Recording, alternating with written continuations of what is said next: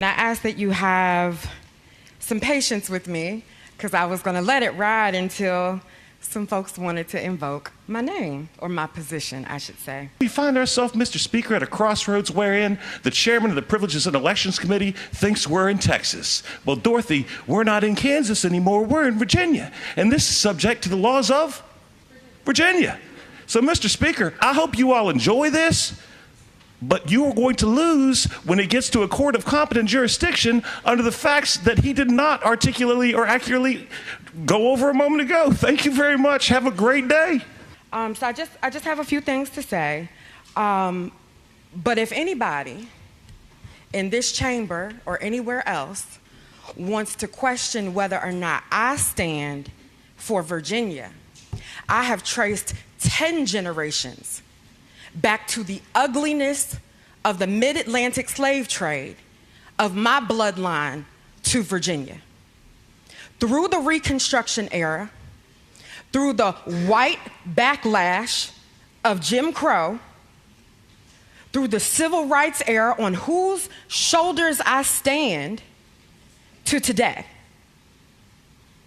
But I wasn't here to talk about history. It seems like the other side wants to go back to a certain date. I'm not sure how far back, but I definitely don't want to go 250 years back personally. But I am worried about the future. And so when we are looking at the future, I am hearing a deafening hypocrisy. Because now we're belittling what happens in other states. Oh, it's just Texas. Oh, it's just North Carolina. As if basic civics knowledge does not teach us that what happens on the federal level can impact everyone. Mr. Speaker, I have an example for you, okay? In 2024, as North Carolina was electing a Democratic governor, its legislature decided to go from 7 congressional members, 7 Democrats, 7 Republicans, to 10-4. That gave them the 218 majority in the Congress. So you don't tell me that what happens in other states doesn't impact Virginia, because, Mr. Speaker, we know what they did with that majority. Some may call it the big, beautiful bill.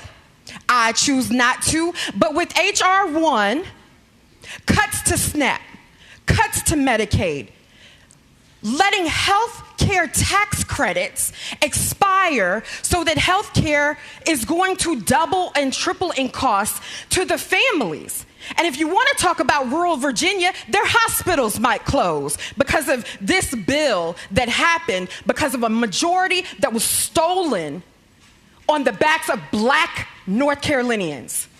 And you can shake your head, but you can also Google it for free. And all of these issues, Mr. Speaker, guaranteed back pay for federal workers, all of the issues that are being decided right now in this shutdown are because of a stolen majority. So what happens in other states matters.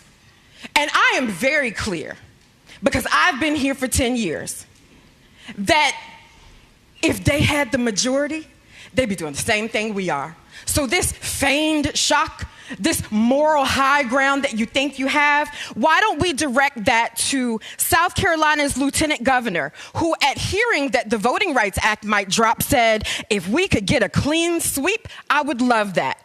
Texas Republican State Representative Brian Harrison, one thing that the Democrats said is true, the stakes couldn't be higher. Like the future of the Republic, the future of America could quite literally be hanging in the balance, because if we have a margin in the U.S. Congress less than 5 seats, our redistricting efforts here could quite frankly control whether or not Congress in the upcoming midterms falls to the radical Democrat Party.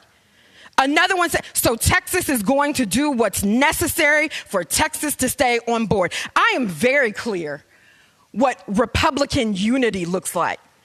And because I follow some of you on Twitter, I have yet to see you say anything about what your president has done. So now we're supposed to believe that somehow you would find moral courage, Mr. Speaker. They would find moral courage in this important moment. So spare us the lectures.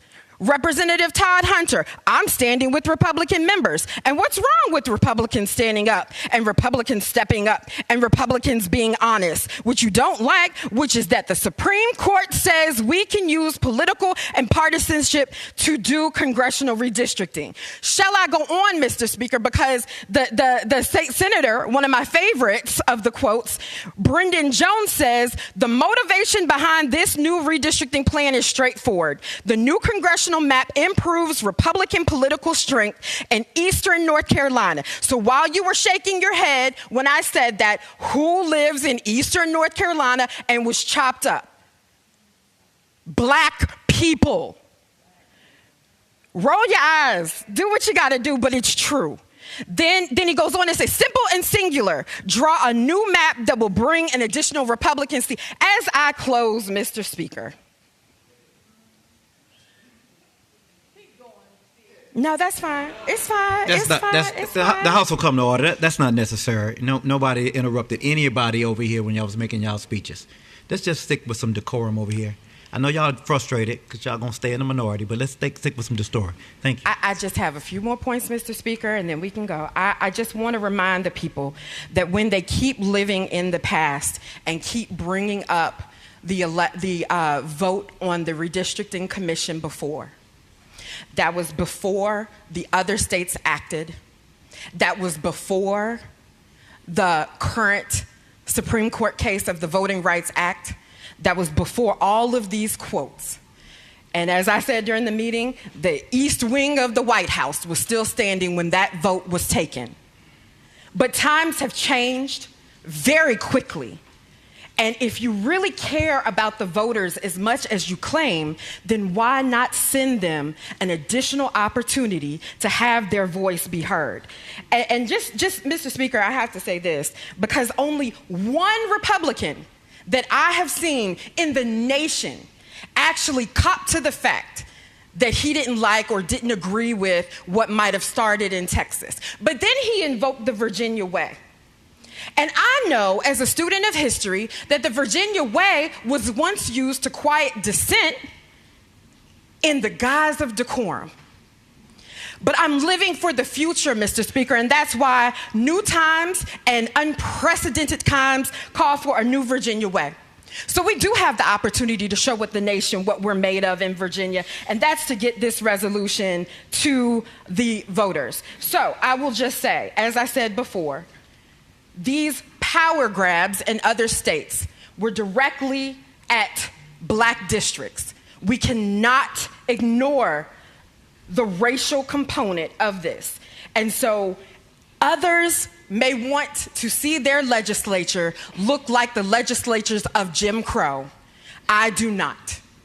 And if we're going to talk about the diversity and the beauty of this body, mostly on this side, then we need to preserve that. And I would ask that you would support House Joint Resolution 6007. Thank you, Mr. Speaker.